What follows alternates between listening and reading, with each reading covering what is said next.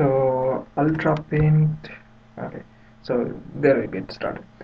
So before I start, I'd like to tell you something. Ultra Paint is based on the port of my previous paint program written in QBasic, but it's very different from those earlier version because one, I have improved the UI or polished the UI a lot. It looks and resemble much more like the modern day paint we see MS Paint. And also I added the mouse support, so no, you don't have to draw using the keyboard, which was very cumbersome. And since I'm using DOSBox, the disk sync times are pretty high, so the access times are so high that you might have to wait for a second or two before the buffering can happen. Unfortunately, when I coded this, I had only 1 MB of stack memory available to me, and as a result, I could not buffer the image properly, so I had to use disk access to do the same. So moving forward, so as you can see, this looks pretty much like the modern day paintbrush file.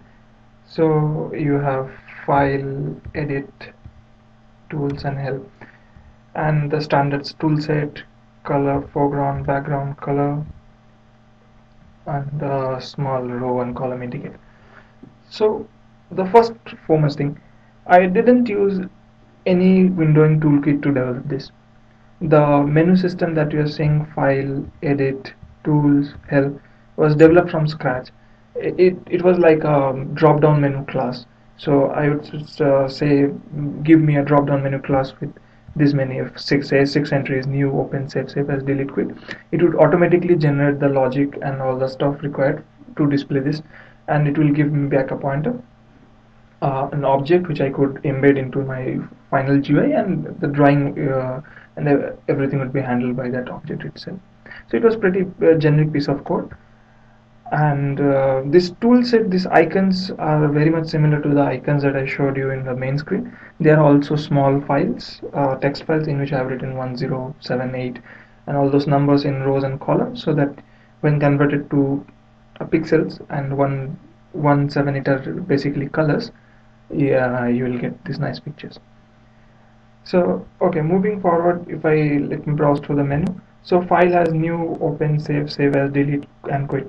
Unfortunately, due to some problem with DOSBox, I can't open a previously drawn file. Neither can I open or save this current drawing, or neither can I delete. I'm very sorry for this problem, but I really don't have what happened actually, because when I wrote this program back in 98, it used pretty well. And now if I try to launch this directly from Windows, it doesn't even work, because NT is very different from the target. That's the Windows XP is very different from Windows 98. Even in backward compatible mode, it doesn't work. So anyway, for edit we have undo, redo, cut, copy, paste and zoom. For tools we have pencil, eraser, line, box, circle and pin, and the help menu. So let's start with the help menu. So when you are seeing there is a weighted in the bottom part, okay, to enter. So what it was doing, it was buffering. So the buffering takes around 1 to 2 seconds, which is actually noticeable. So it says all about what Ultra Paint is, and these are the tools: pencil, eraser, how to use them, box, circle, zoom, okay, and so all the functions, and delete, cut, copy, paste. That's all. So okay, and this was like just for, I think I'm not the CEO of Horizon Corporation. Okay, so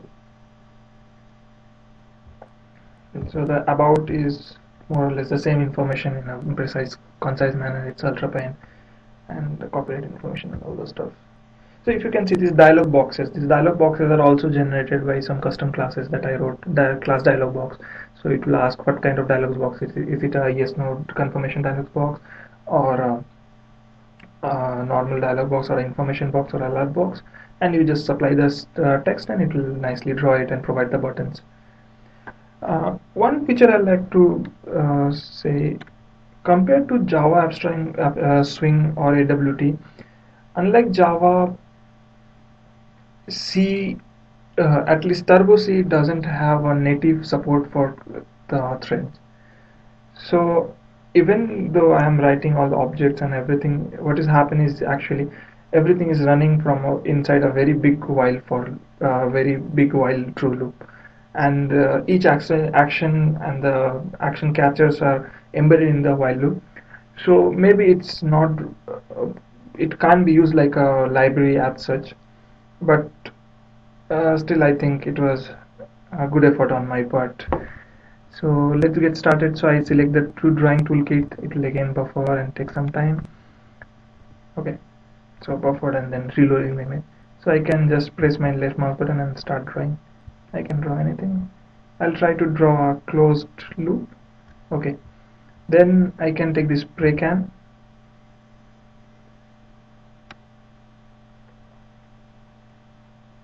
Okay. So I can spray around. So I can even change the color. So let me change to green, and yes, spray with green or say red. Yes. So the next is the eraser tool.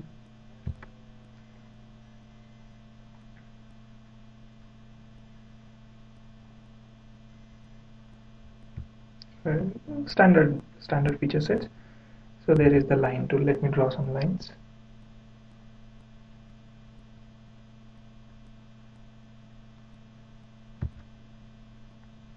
So unlike paint, you don't have to drag, you just click once and then you move around your,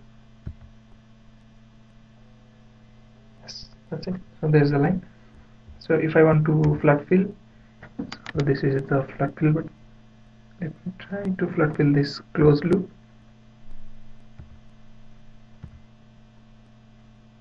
Okay, so it did a flood fill pretty nicely.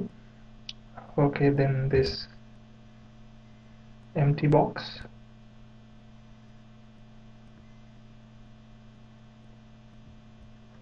Similarly, you click once and then you move around. And as you can see, during dragging, a lot of information is getting screwed up, getting erased, and that's why this buffering comes in action. So you can see it loaded the buffered image, then reopened it, and then it finally saved it. So similarly, if I go for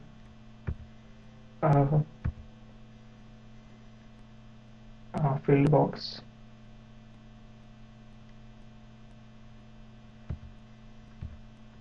draw small fill, yes, it can draw.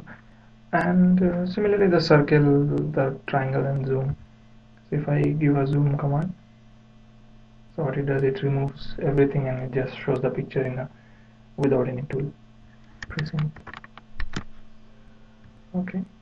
If I press any key, it comes back and to the usual layout. So let's try some edit tools like cut copy.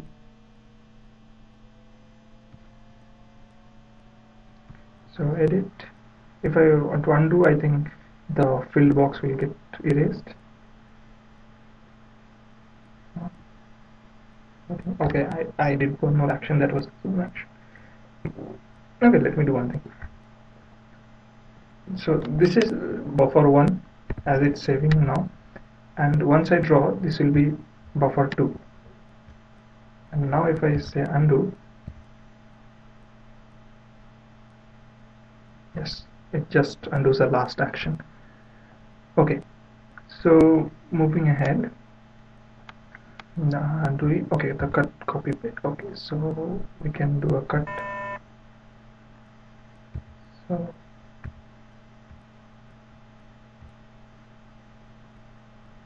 okay, I can't do cut directly, I have to first select a area. So I'll take the selection tool.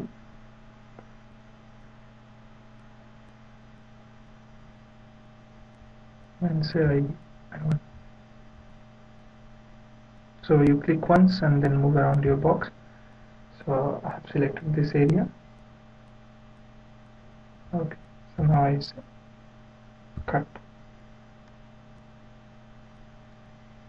So the selected box is gone. I can do a paste. So I can move around and say paste it here. Yes, I can do multiple pastes. and these are more or less pretty much the standard tools. Okay. So tools, this line, box, circle, paint are nothing but the tool icons toolbox you can see over here. So nothing really to show over here. So one more feature. Oh, okay. Okay. So I can do one more thing. The background color. I can click on this background color and select, say, cyan. So what happens? It will just flood fill everything with cyan, and now my background color is cyan. So that's all for paintbrush. I hope you enjoyed it, and let me quit and move to the Horizon main menu. So it asks me to save if I want to save a file or not, but if I say yes, the program will just crash. So I always say don't save. So okay, it moves ahead, and let's go back to the main Horizon menu. So this was Project Horizon. It had its own faults and own shortcomings, but I think it was a good effort on my part as a high school student, and I hope you like this video. So that's all. Thanks a lot. I'll close for as the message said, have a nice day. Okay. Thank you.